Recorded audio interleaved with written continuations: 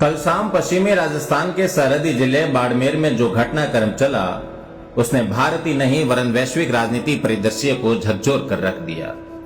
बात 1994 की है, जब राजस्थान में भैरू सिंह जी शेखावत के नेतृत्व में भारतीय जनता पार्टी की सरकार थी।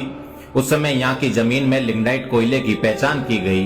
तत्कालीन मुख्यमंत्री श्री शेखावत साहब स्वयं यहाँ पर आए और किसानों से वार्ता की। किसानों को बताया गया कि आपकी जमीन में काला सोना मिला है, आप हमें जमीन दीजिए, बदले में हमें क्षेत्र को वैश्विक स्तरीय सुविधाएं जैसे अंतर्राष्ट्रीय मानकों पर आधारित गुणवत्ता युक्त शिक्षा, अत्याधुनिक उपकरणों से युक्त अस्पताल, बेहतर आधारभूत संरचना, आधुनिक तकनीक आधारित सड़क, बेहतर और सुचारू बिजली और योग्यता अनुसार रोजगार देंगे। अपने ही प्रदेश के मुखिया और तत्कालीन मुख्यमंत्री श्री शेखावत साहब पर भरोसा करके किसानों ने अपनी जमीनें बिना किसी हिचकिचाहट और लिखित आश्वासन के सरकार को दे दी, लेकिन बदले में वही मिला जिसका भय था। विश्व स्तरीय प्रदूषण, स्वास्थ्य का पतन, बेरोजगारी, स्थानीय प्राकृतिक जल संसाधनों का दोहन और सबसे अहम मानसिक शोषण। ये मानसिक शोषण बहुआयामी हो रहा है। कभी ओरन छीनकर मल्टीनेशनल कंपनियों को आवंटित की जा रही है, तो कभी खेती की जमीन पर से जबरदस्ती हाई टेंशन लाइन निकालकर किसानों को प्रताड़ित किया जा रहा है। कभी आवासीय जमीनों को सीमेंट फैक्ट्री के लिए बांट दी जाती है, तो कभी खेजड़ी जैसे पवित्र पेड़ों की बलि चढ़ाई जाती है। इस शोषण से मुक्ति पाने के लिए कई बार धरने हुए, प्रदर्शन हुए, वार्ताएं हुई, समझौते हुए, लेकिन बात नहीं बनी। इस बार 11 अप्रैल को मजदूरों ने एक आंदोलन छेड़ा और 4 सूत्रीय मांगों को सरकार के समक्ष प्रस्तुत किया।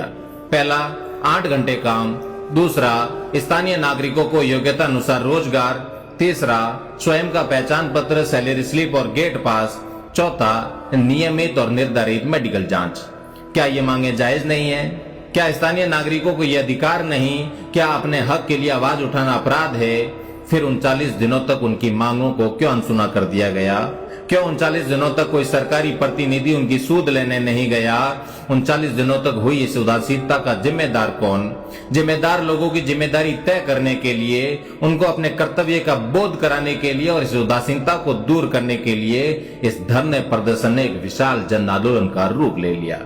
ऐसे आंदोलनों की चिंगारी ने विश्व इतिहास को बदल कर रख दिया था। जिस क्रांति को महात्मा गांधी ने अहमदाबाद मिल आंदोलन के दौरान मजदूर महाजन संघ से प्रारंभ किया और जो क्रांति 1970 के दशक में जॉर्ज फर्नांडिस, जेपी नारायण, दत्ता सावंत और पूर्व राष्ट्रपति आर वेंकटरमण के नेतृत्व में लड़ी गई, कल उस क्रांति का एक अंश बाड़मेर में देखने को मिला और इतिहास स्वयं को दोहराता है। समय रहते मजदूरों की मांगों को नहीं माना गया तो इसका परिणाम अकल्पनीय और भयानक हो सकते हैं। समय रहते मजदूरों को संतुष्ट नहीं किया गया तो इस क्रांति की लपटें अपने साथ न जाने कितनी सत्ताओं को निगल जाएगी। अनर्थ, अनीति और अत्याचारों पर जो चुप पाए जाएंगे, इतिहास के कालखंड में वो सब कायर कहलाएंगे।